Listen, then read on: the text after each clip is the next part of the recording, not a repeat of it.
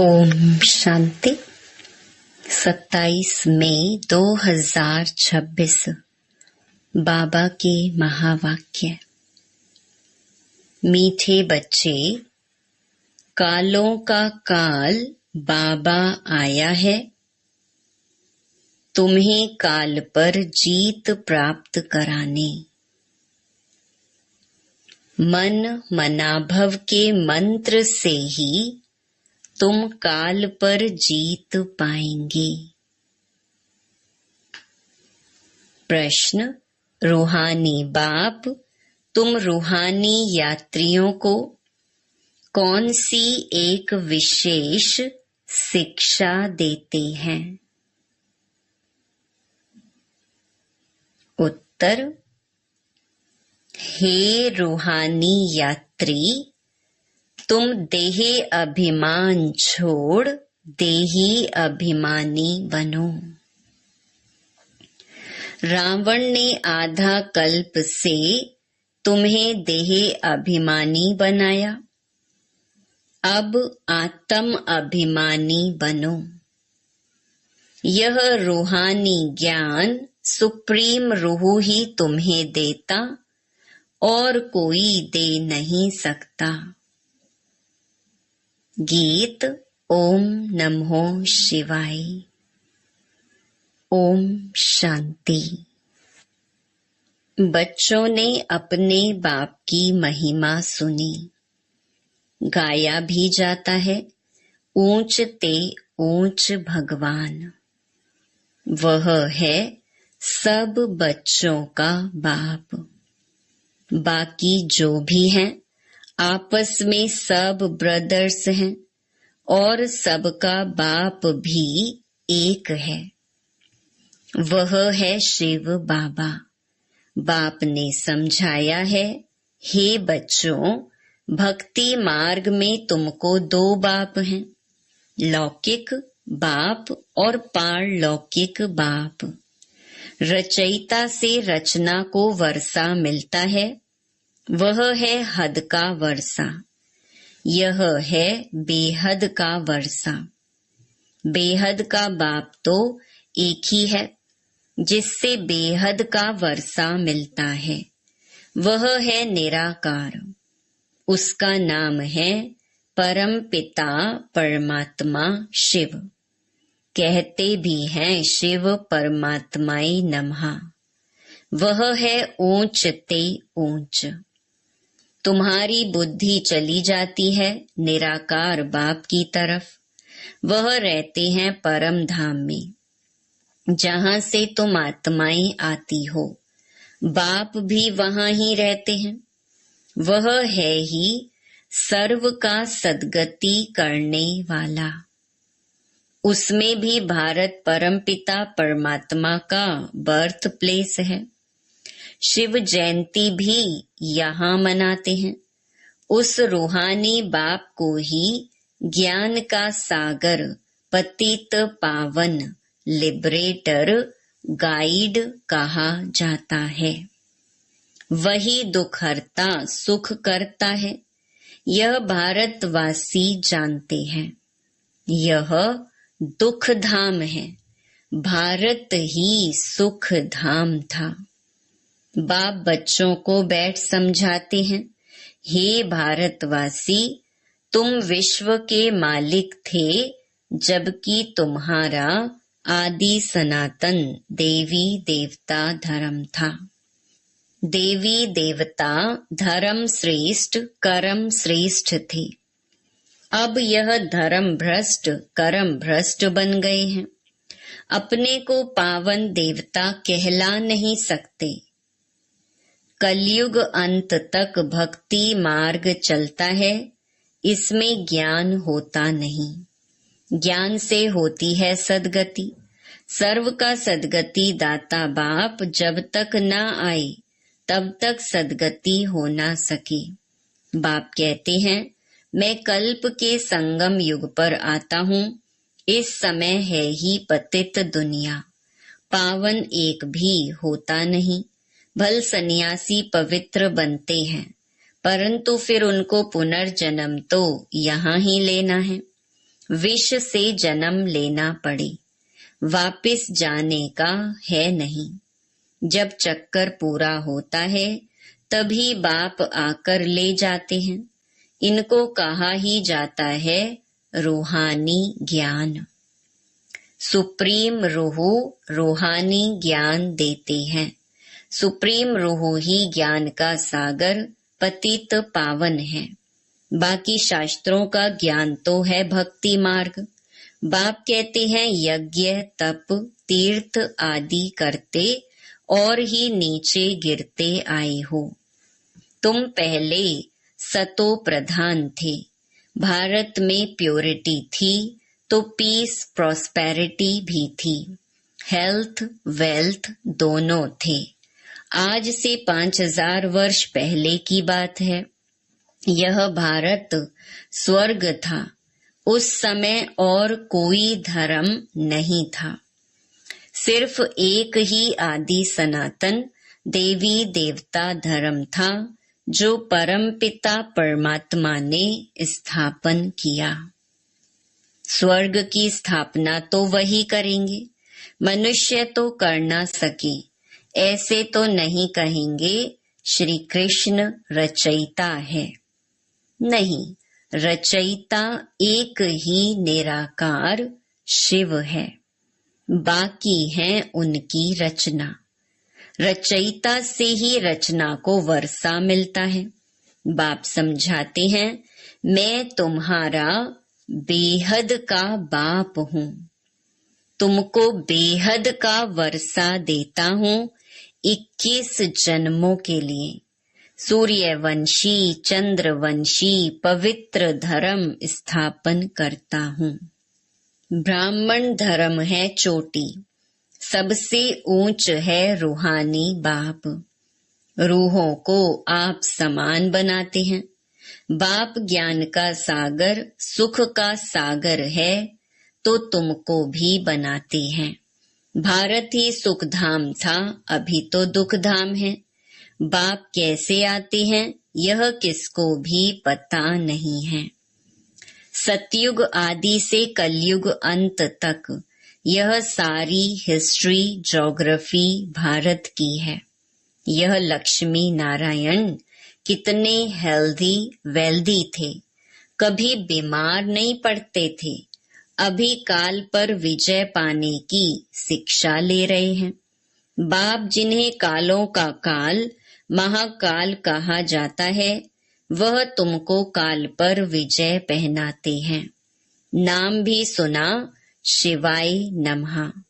तुम ऐसे तो नहीं कहेंगे परमात्मा सर्वव्यापी है, कुत्ते बिल्ली में है। इसको कहा जाता है धर्म की ग्लानि। बाप की ग्लानि करते हैं। अभी यह है कल्प का संगम समय। इस समय ही विनाश काले विपरीत बुद्धि कहा जाता है। अब विनाश तो सामने खड़ा है। गीता में भी लिखा है यादव कौरव पांडव क्या करत भाई। सर्व शास्त्रमयी शिरोमणि श्रीमद् भगवत गीता है। यह लक्ष्मी नारायण कितने हेल्दी वेल्दी थे। कभी बीमार नहीं पड़ते थे। अभी काल पर विजय पाने की शिक्षा ले रहे हैं। बाप जिन्हें कालों का काल महाकाल कहा जाता है वह तुमको काल पर विजय पहनाते हैं। नाम भी सुना शिवाय नमः। तुम ऐसे तो नहीं कहेंगे परमात्मा सर्वव्यापी है, कुत्ते बिल्ली में है। इसको कहा जाता है धर्म की ग्लानि। बाप की ग्लानि करते हैं। अभी यह है कल्प का संगम समय। इस समय ही विनाश काले विपरीत बुद्धि कहा जाता है। अब विनाश तो सामने खड़ा है। गीता में भी लिखा है यादव कौरव पांडव क्या करत भय। सर्व शास्त्रमयी शिरोमणि श्रीमद् भगवत गीता है। उनसे ही फिर और शास्त्र निकले हैं।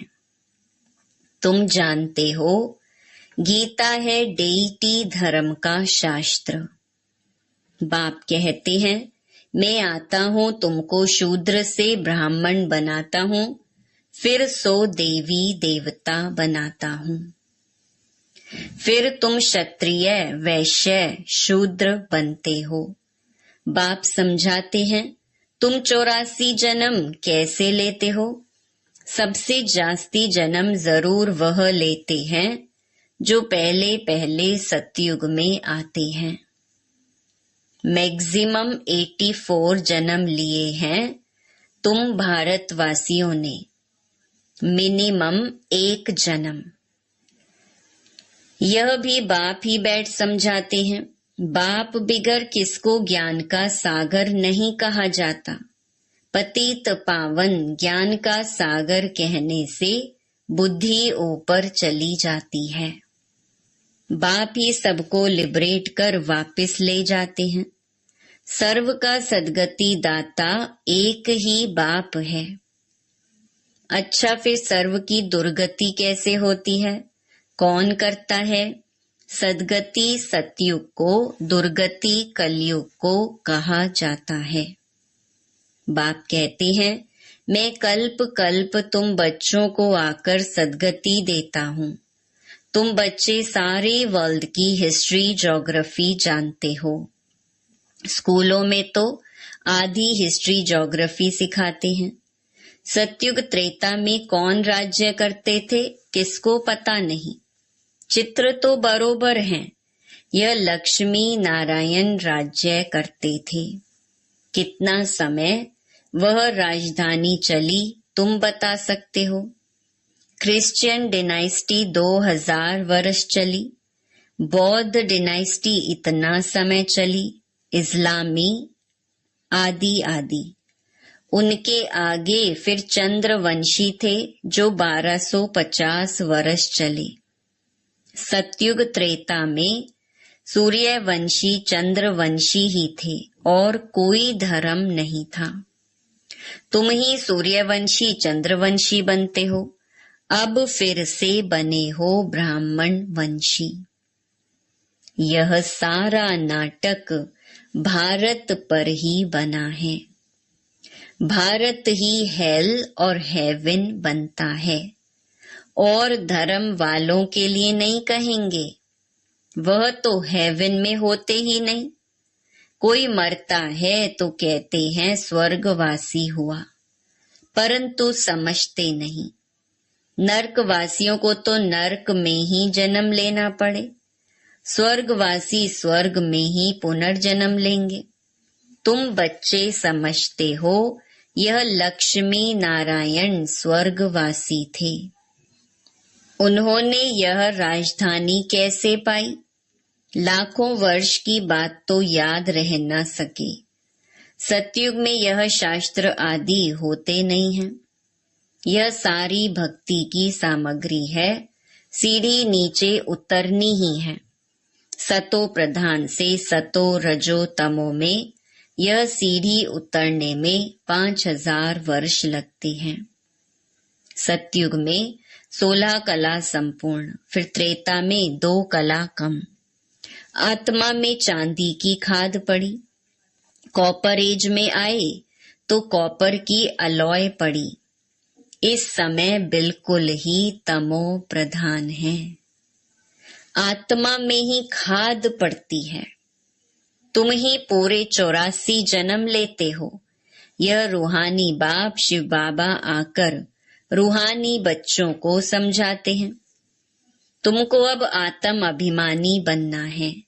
रावण की प्रवेशता होने से सब देह अभिमानी बन जाते हैं।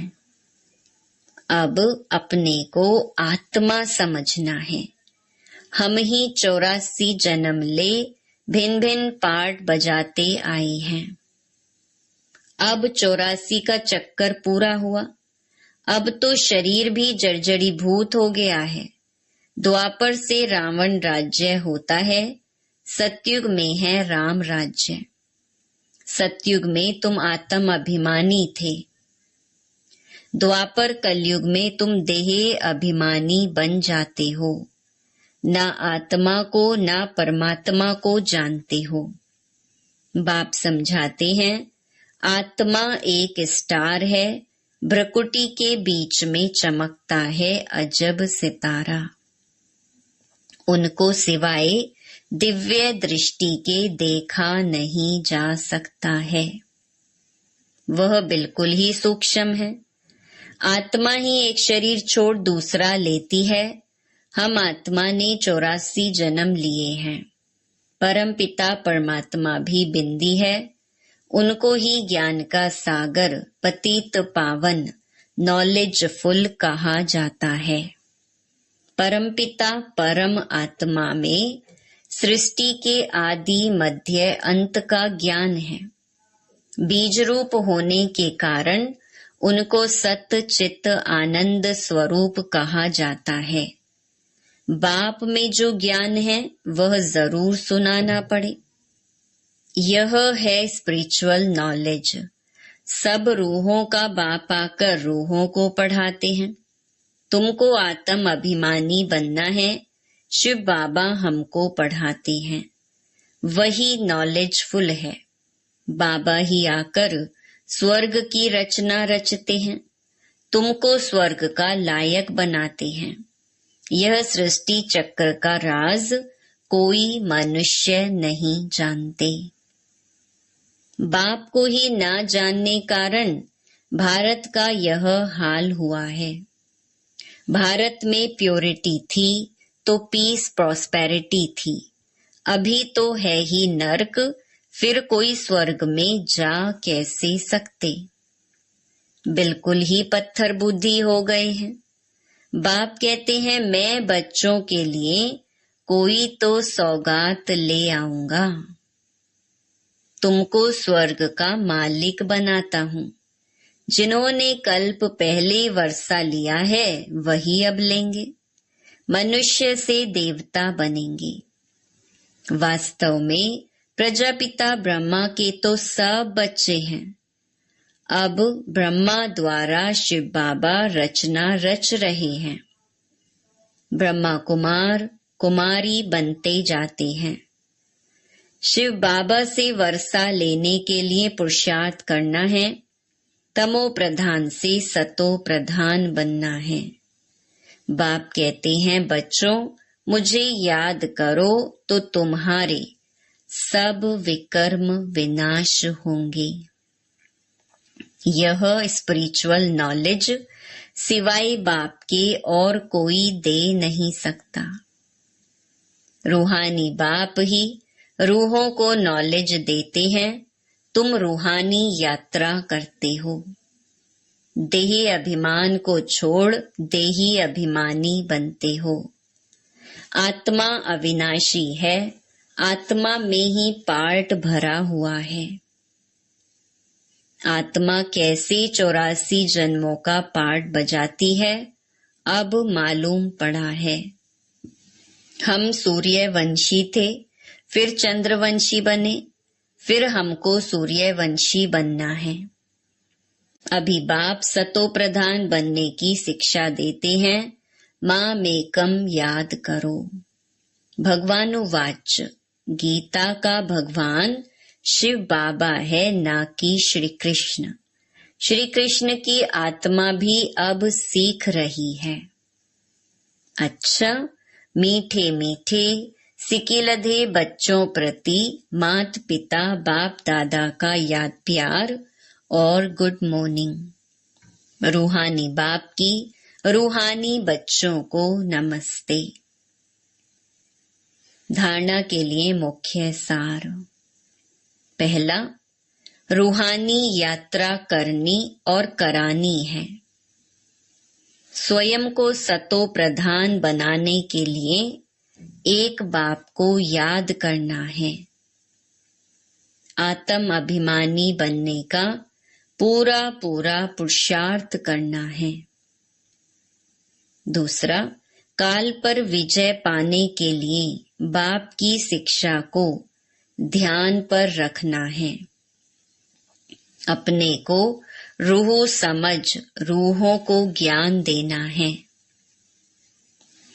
वरदान, बाप दादा के कर्तव्य को अपना निशाना बनाने वाले मास्टर मर्यादा पुरुषोत्तम भव। कहा जाता है, अपनी घोट तो नशा चढ़ी। दूसरे की कमाई में कभी भी आंख नहीं जानी चाहिए। दूसरे के नशे को निशाना बनाने के बजाय बाप दादा के गुण और कर्तव्य को निशाना बनाओ। बाप दादा के साथ अधर्म विनाश और सत धर्म की स्थापना के कर्तव्य में मददगार बनो।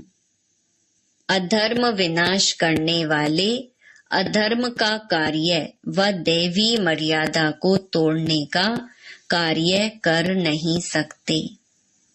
वे मास्टर मर्यादा पुरुषोत्तम होते हैं।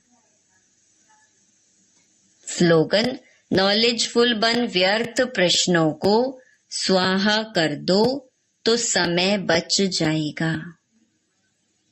मातेश्वरी जी के अनमोल महावाक्य।